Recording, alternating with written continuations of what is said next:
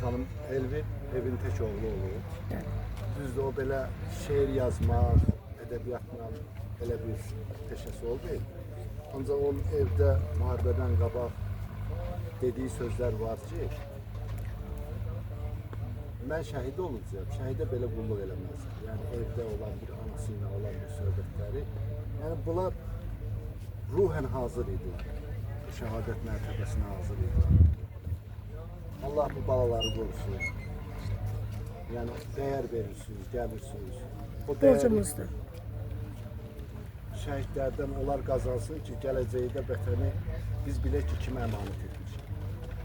Allah hamımızdan razı olsun.